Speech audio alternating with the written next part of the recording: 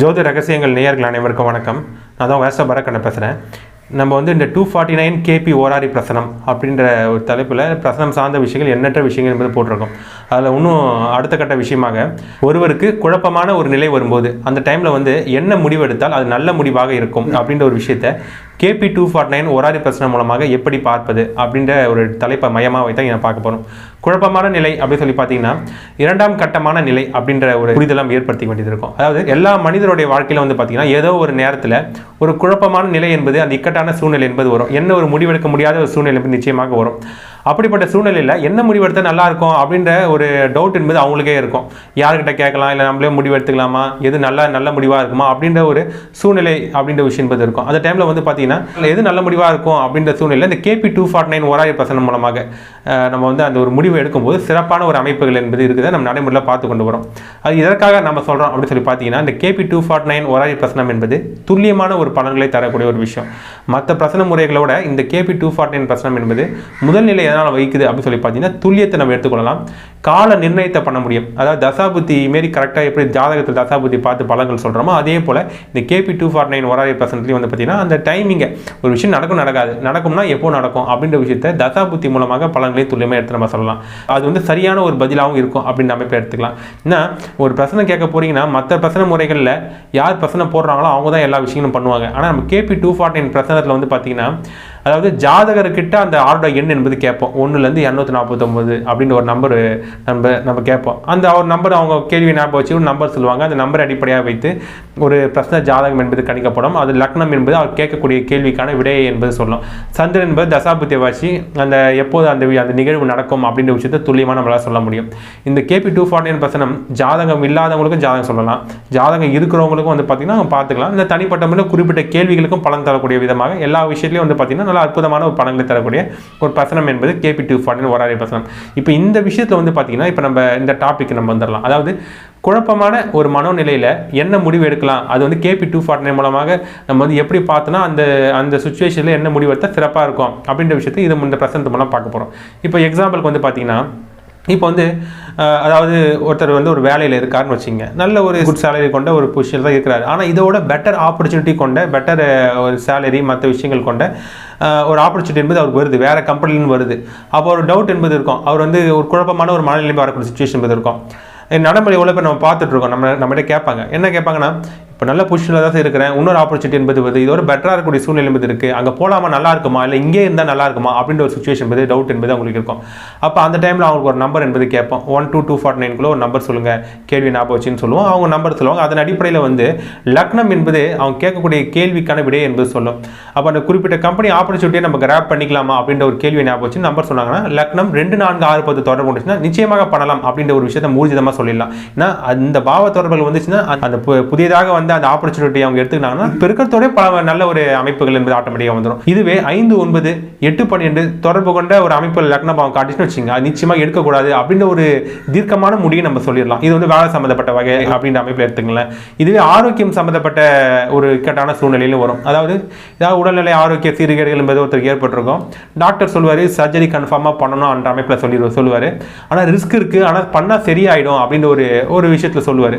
வேற என்ன சொல்லுவாங்கன்னா இல்லை அப்படியே பண்ணாமல் விட்டீங்கன்னா கொஞ்சம் கஷ்டம் தான் அப்படின்ற ஒரு நெகட்டிவாகவும் சில விஷயங்கள் சொல்லுவாங்க. அப்போ அவங்களுக்கு இக்கட்டான சூழ்நிலை என்பது இருக்கும். இவ்வளோ பேர் கேட்க வருவாங்க, சர்ஜரி பண்ணலாமா பண்ண வேண்டாமா சார், பண்ண நல்லா இருக்குமா நல்லா இருக்காது அப்படின்ற ஒரு கேள்வியை மையமாக வச்சு கேட்க வருவாங்க. உயிருக்கு ஏதாவது ஆபத்து என்பது ஏற்படுமா சொல்லி கேட்க வருவாங்க. அப்போ அவங்களுக்கு ஒரு நம்பர் கேட்டு ஒரு லக்ன அமைப்பு வந்து பார்த்தீங்கன்னா 1, 5, 9 தொடர்பு கொடுத்துன்னு வச்சுங்க, எந்த ஒரு பிரச்சனையும் இல்லை, அவங்க செய்யக்கூடிய அந்த சர்ஜரி சக்ஸஸ் பெற்று நல்ல உடல் ஆரோக்கியம் சீராகக்கூடிய சுச்சுவேஷன் என்பது வந்துடும். அதுவே லக்னம் 8, 12 தொடர்பு கொடுச்சுன்னா பண்ணவே கூடாதுன்ற விஷயத்தை நம்ம தவிர்த்துருவோம். ஏன்னா பண்ணாங்கன்னா அவங்களுக்கு வந்து உயிர் அபாயங்கள் கண்டங்கள் நிச்சயமாக ஏற்பட்டுரும். 8, 12 அது போட ஒரு காரகத்துவங்களை கொண்டிருக்கக்கூடிய ஒரு விஷயம். இது ஆரோக்கியம் சம்பந்தப்பட்ட ஒரு இக்கட்டான ஒரு சூழ்நிலை அமைப்பில் எடுத்துக்கலாம். இன்னொரு சில பேருக்கு வந்து பார்த்தீங்கன்னா ப்ராப்பர்ட்டி வாங்கலாம் ட்ரை பண்ணுவாங்க, வீடோ நிலமோ வாங்கலாம் ட்ரை பண்ணுவாங்க.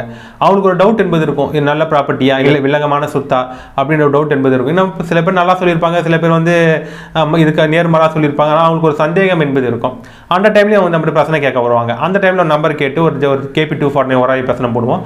லக்னபாவம் 2, 4, 6, 10 தொடர்பு போட்டுச்சுன்னா நிச்சயமாக அந்த ப்ராப்பர்ட்டி வாங்கலாம். நல்ல அமைப்புகள் இருக்கும். நல்ல ஒரு காலத்துக்கும் அந்த இடத்துல குடி போனீங்கன்னா காலத்துக்கும் பல மடங்கு பல சொத்துக்களை வீடுகள் வாங்கக்கூடிய அமைப்புகள் என்பது வந்துடும்.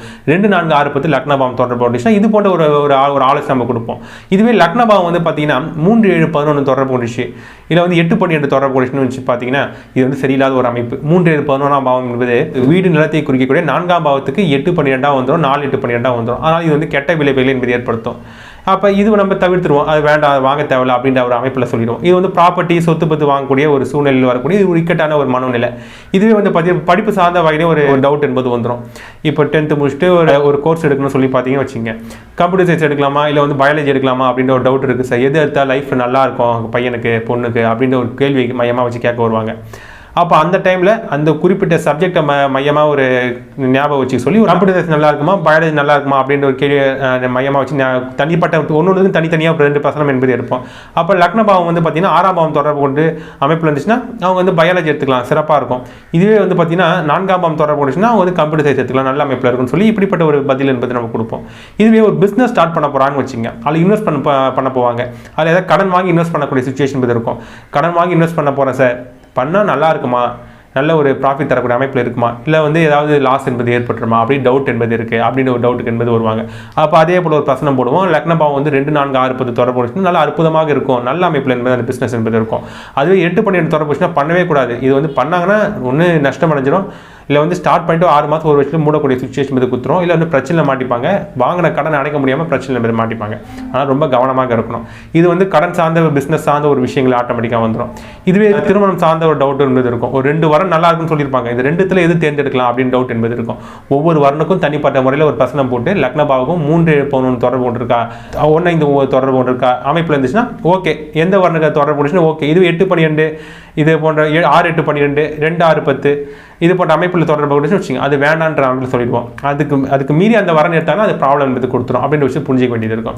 இது போன்ற இது வந்து ஒரு சில முக்கியமான எக்ஸாம்பிள்ஸ் தான் சொல்லியிருக்கேன். இது போன்ற ஒவ்வொரு இக்கட்டான உங்களுக்கு சூழ்நிலை என்பது வரும்போதும், உங்களுக்கு குழப்பமான மனநிலை வரும்போதும், அந்த குழப்பமான மனநிலையிலையும் நல்ல முடிவு எடுக்கணும்னா அந்த KP 240 பிரசனத்தை நீங்க வந்து யூஸ் பண்ணிக்கலாம். நல்ல கரெக்டான பதிலாக இருக்கும். இந்த விஷயத்தை எடுத்தீங்கன்னா அது வந்து ஃபியூச்சரில் நல்ல ஒரு முடிவாக இருக்கக்கூடிய அமைப்பில் நம்ம வந்து யோசிச்சு பார்க்கக்கூடிய அமைப்பில் இருக்கும் அப்படின்ற விஷயத்தை சொல்லி இந்த பதிவை திரும்ப எடுத்துக் கொள்கிறேன்.